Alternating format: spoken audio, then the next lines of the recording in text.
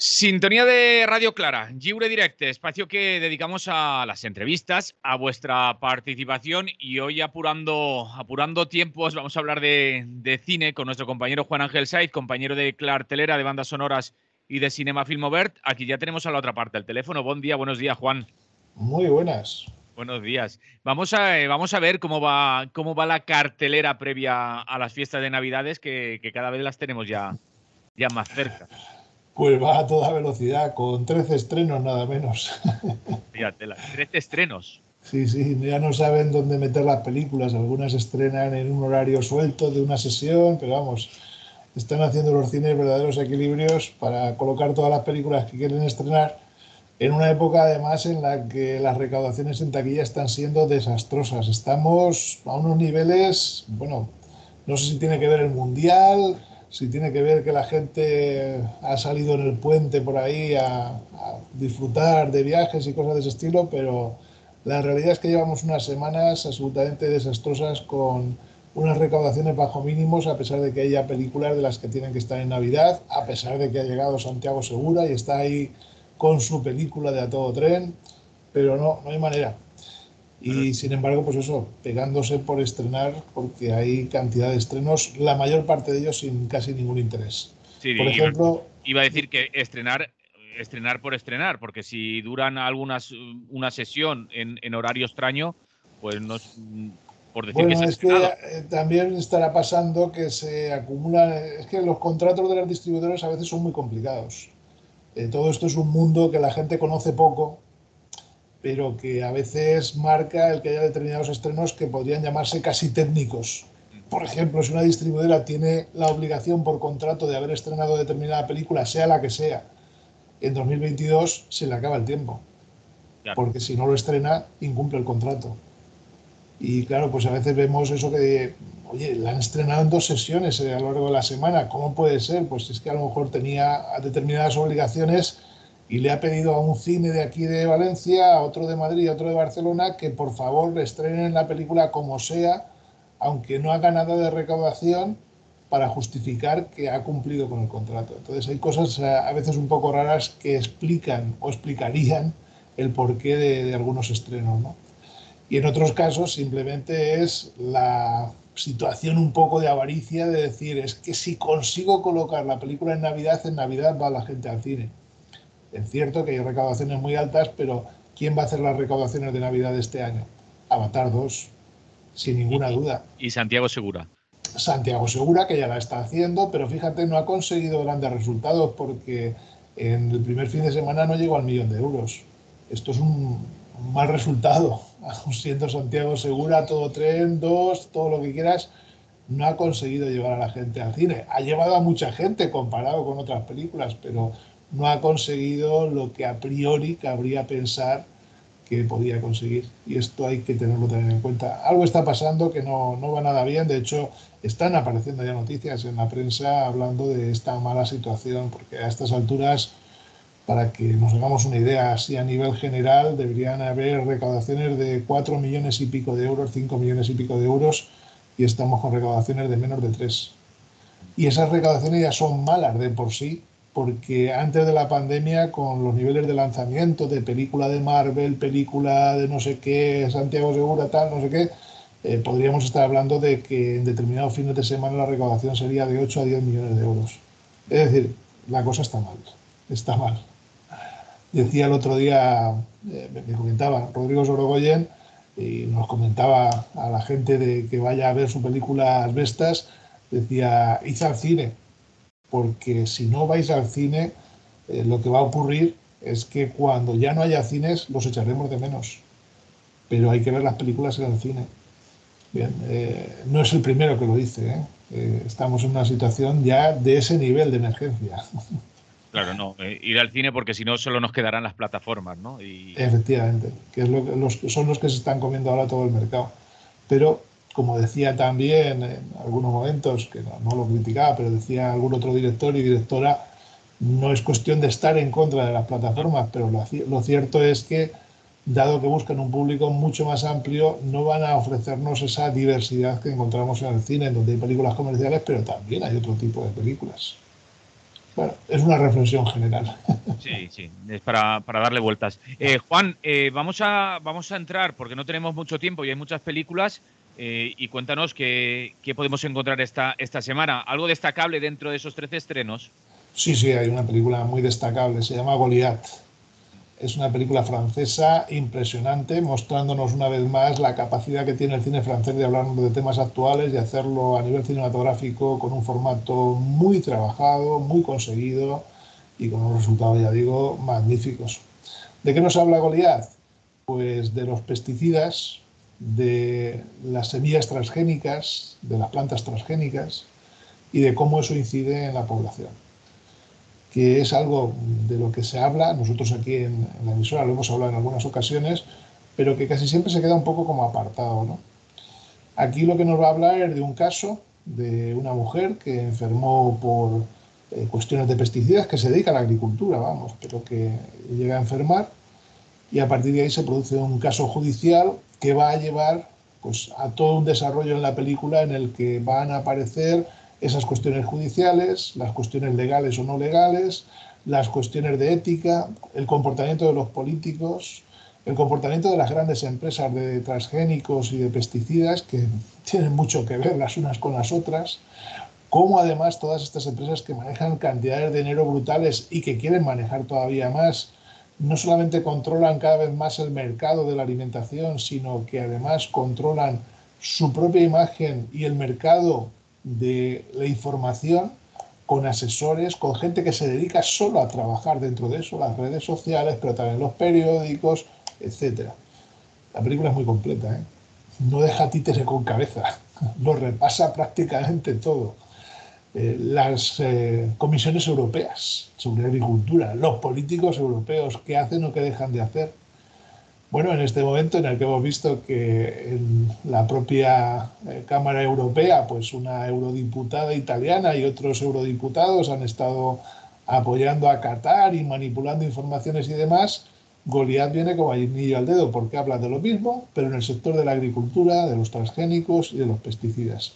De pesticidas que se sabe que producen reacciones, digamos, perjudiciales en la población, por no entrar mucho más en materia, no explicar las cosas que se explican en la película, pero que aún así se siguen permitiendo, porque están los intereses económicos de unos pocos. Repito el título de la película, Goliat, la película de visión obligada y que no espere la gente. Esta es de las que saldrá de cartel, esta es de las que se ha estrenado, pero yo creo que cuando estuve en la sala, a ver, que cuántos éramos, no, estaba yo solo de hecho. Qué pena. Más películas con un cierto nivel de interés, Nostalgia, es una película italiana, en este caso, de Mario Martone. Es la historia de un hombre que vuelve a su Nápoles natal, lleva 40 años viviendo fuera de allí, estuvo en el Líbano, estuvo en Sudáfrica y ahora vive en Egipto. Se ha casado, de hecho, en Egipto, pero su madre está ya muy enferma y ha ido pues, a cuidarla, a estar con ella en la última etapa de su vida. Y a la vez se va a reencontrar con lo que es Nápoles en la actualidad.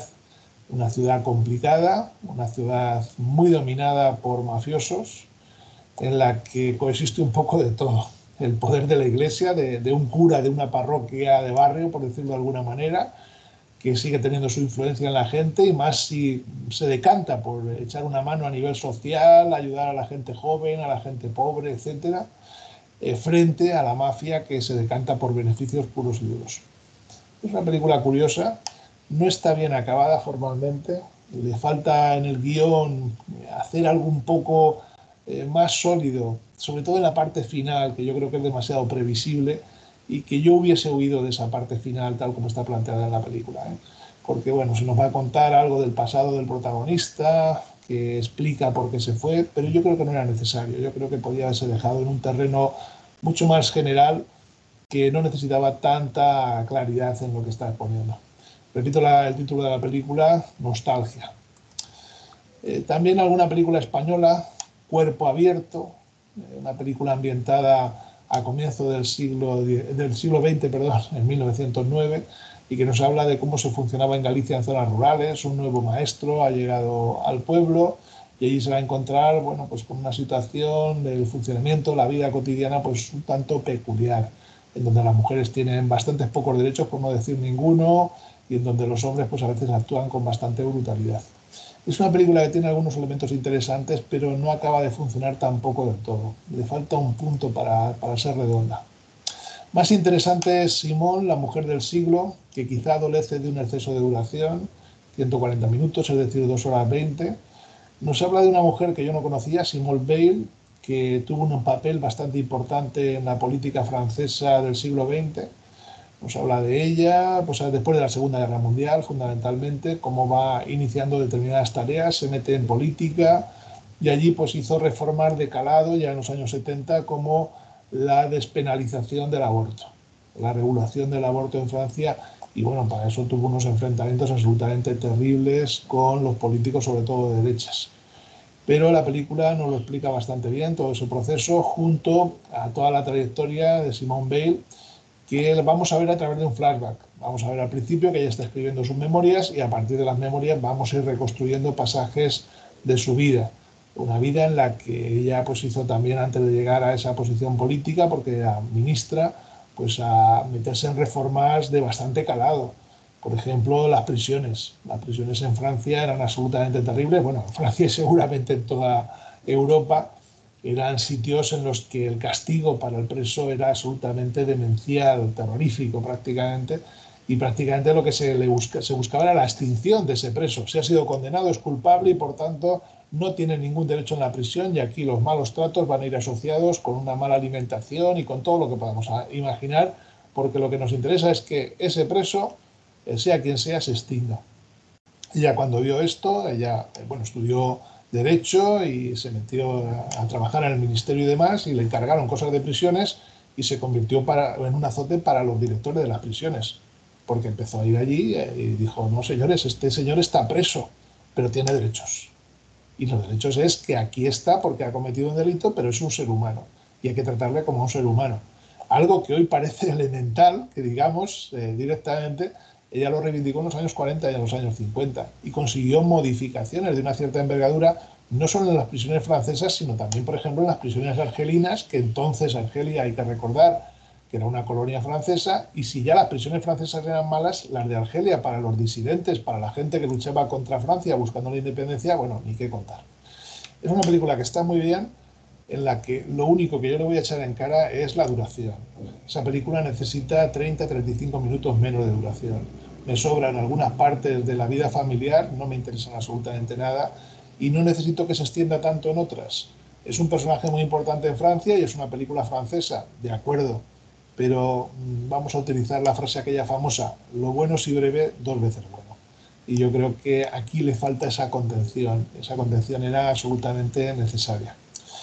Independientemente de eso, una película que está muy por encima de casi todos los demás estrenos. El viaje a París de la señorita Harris, o de la señora Harris, perdón.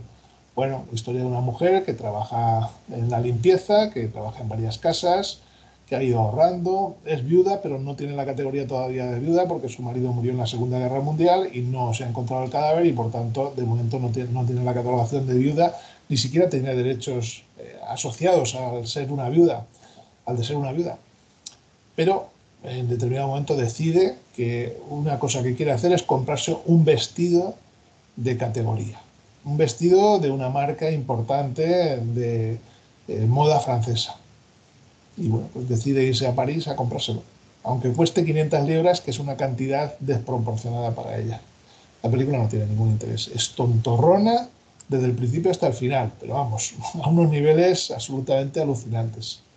Pasa lo mismo con El Protector, la nueva película de Antonio Banderas en Estados Unidos. Es un tipo que es un asesino profesional que acepta pues, los encargos de la mafia, de la gente que está moviéndose al margen de la ley. Pues hay que liquidar a este, pues se liquida, tiro en la cabeza y no pasa absolutamente nada y hacemos desaparecer el cadáver.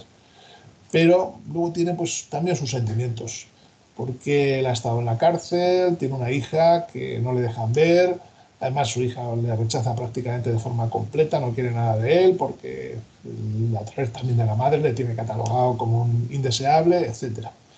En determinado momento pues se cruza en su camino una niña muy joven, una niña negra de 15 años y decide ayudarla. Decide echarle una mano y sacarla de los tugurios, de los sitios en los que le va a tocar vivir, en los que le va a tocar desarrollar su vida. Es una película que no vale la pena. O sea, es una película mala de narices, de asesino profesional, con sentimientos y no sé cuántas cosas más. Así que la dejamos ahí.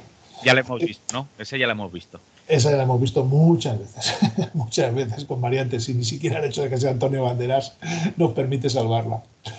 Pequeña Flor tiene un poco más de interés. Es la nueva película de Santiago Mitre, que prácticamente coexiste en cartel con Argentina 1985, es del mismo año, del 2022, aunque esta es producción francesa y nos cuenta la historia de un argentino que se ha casado con una francesa y bueno, pues que tiene una vida convencional, por decirlo de alguna manera. Viven en Francia, tienen unos vecinos también peculiares y en un determinado momento, pues este hombre que se dedica más bien a cuidar la casa y las cosas un poco familiares y demás, mientras que la mujer sale a trabajar, bueno, pues conoce a un vecino. Y ese vecino empieza a contarle cosas de su vida y tal, y este tiene un arrebato y pasa algo muy peculiar. Pasa algo tan peculiar como que la película se mueve a partir de ahí en un terreno pues entre la intriga y el fantástico, porque aquello, lo que vamos a ver en pantalla es absolutamente desproporcionado y un poco demencial. Pero bueno, es una propuesta curiosa, cuando menos curiosa. Lo que pasa es que a nivel de contenido eso no tiene nada, es simplemente como película de entretenimiento para ver y olvidar, no tiene prácticamente nada más. Desde ese punto de vista podría haber sido un poquito más, pero le falta, no acaba de funcionar y bueno, ojalá hubiese sido un poco más, porque la película está bien hecha. Y hay momentos en que dices, ¡ay! Le empujaría a la película, me gustaría que fuese un poco más allá, pero no lo consigues, ¿no? Está ahí en un terreno raro. Hay algunas películas de dibujos animados, Rapid Academy, El gran robo de los huevos de Pascua, una película alemana que no está ni siquiera demasiado bien hecha a nivel técnico y que nos habla pues, de un colegio para conejos. Bueno, no me extiendo ni siquiera más en el argumento, no vale la pena. Pasa lo mismo con Misión H2O, esta es una película venezolana. Tiene un toque de corte fantástico, con niños que van por ahí por la galaxia, viajando y haciendo cosas. Tampoco tiene ningún interés. Es una película que se estrena pues, buscando ese público infantil y familiar en estas fechas, pero que no sé si va a encontrar hueco para poder conseguirlo, porque me parece que no, que de hecho no va a encontrar ese hueco y van a desaparecer de cartel antes de que nos demos cuenta. Yo creo que son películas que no es un buen momento para estrenarlas en este instante. Y luego se estrena alguna película más, pero tengo que terminar de ver todo lo que hay de estrenos porque no me ha dado tiempo. Las cito solamente. Matadero es una película argentina. Yo creo que nada, es una película, esta sí que he visto una parte, pero tengo que terminar de verla porque no me encajaban los horarios. Es una película con elementos interesantes, nos habla de los años 70 en Argentina, pero yo creo que no está del todo conseguida. Algo parecido me ha pasado con Ruido de Fondo, una película de Noah Baumbach, que es un director de prestigio y que aquí lo que hace es casi una pequeña burla de lo que son los clichés en el cine comercial. De hecho, empieza contándonos en plan clase directamente, un profesor explicando a los alumnos lo que son las escenas de accidentes de coches en el cine y cómo todo eso se repite con tópicos y bueno, dan volteretas, explota, en fin, pasan todo ese tipo de cosas. Luego ya quita esa parte didáctica que es como explicativa y lo que hace es ir a parar a escenas que son clichés. Es decir, lo mismo que ha contado el profesor, pero ya metido dentro de un argumento en el que a veces la historia encaja mejor o peor, porque no siempre el hilo de continuidad está conseguido, pero básicamente lo que vamos a ver es clichés. ¡Ah, qué drama! Porque te quiero, no sé qué. No, es que hay una nube tóxica o va a pasar algo gravísimo y todos tenemos que salir y se produce ahí unas colas, unos atascos y nadie puede escapar, están todos atrapados. En fin, tópicos, digamos, del cine explotados para conseguir que el espectador, sin darse cuenta, piense en esos tópicos. Lo que no sé si la película, estando como está hecha, consigue que realmente pensemos que está siendo como una pequeña burla, una pequeña crítica a esto. También excesiva en duración, es demasiado larga. Y Mantícora es la nueva película de Carlos Bermud. Es una película sobre un tipo, un niño que es vecino. Es una historia peculiar, pero yo es que he de decir que Carlos Bermud lo tengo un poco atravesado. No me gusta cómo hace su cine, es demasiado árido, tiene una crítica muy favorable, incluso las reacciones del público también tiene, unos comentarios excesivamente favorables desde mi punto de vista, cineasta además premiado en festivales y en todo tipo de sitios. A mí no me interesa demasiado. Ya digo, creo que no es que el argumento, no es que sus argumentos en la película no tengan interés, es que el tratamiento cinematográfico me deja prácticamente fuera de la película. Con todo esto, recomendaciones rapidísimamente. Goliath, sin ninguna duda, pero sin ninguna duda. Es una película fundamental. Le digo a la gente que vaya a verla. No va a durar en cartel como se descuiden. Simón, la mujer del siglo, también la recomendaría, pero con reparos. Es demasiado larga desde mi punto de vista, pero el interés que tiene, no solamente por el personaje, sino también por todo lo que hizo, todo el tema de las cárceles, el aborto, los derechos de la mujer y demás, me parece también interesante. Y luego ya menos interesantes, Nostalgia por una parte y Pequeña Flor, que tienen algún elemento de interés, pero les falta un poco. Esto es lo que ha dado de sí la semana, a Pues toda velocidad. sí, ha dado para mucho, como estabas contando, pero ahí nos quedamos con las ganas de poder ver la de Goliat, a ver si nos da tiempo, y la de Simón también. Simón, la mujer del siglo, también nos la apuntamos. Juan, lo dejamos por aquí y la semana que viene seguimos charlando, que aún estamos por aquí, aún no es fiesta, ¿no? Aún no nos toca. Yo creo que este año no nos cae en fiesta ninguna. No, estaba pensando que recuerdo que el otro día me dijeron que caían todas en fin de semana, así que no. Qué mala gente la que planifica las fiestas. Exacto, vamos a ver si las cambian. Hablaremos con alguien, pero está difícil. Lo dejamos por aquí, como decíamos, y la semana que viene volvemos a charlar. Un abrazo. Un abrazo. Salud. Lliure directe Radio Clara i fins ací l'espai que dediquem a parlar de cinema amb el nostre company Juan Ángel Saiz, company de cartelera, de bandes sonores i de cinema film obert. Per cert, els dijous, a partir de les 10 de la nit, és quan arriba cartelera i quan li peguen més voltes a tot això de les estrenes, tant el company Juan com Pablo. Cada dijous, a partir de les 10 de la nit, així, a Radio Clara. I ara sí, de seguida, anem ja amb el dilluns de tertúlia. Continueu al Lliure Directe, continuem a Radio Clara.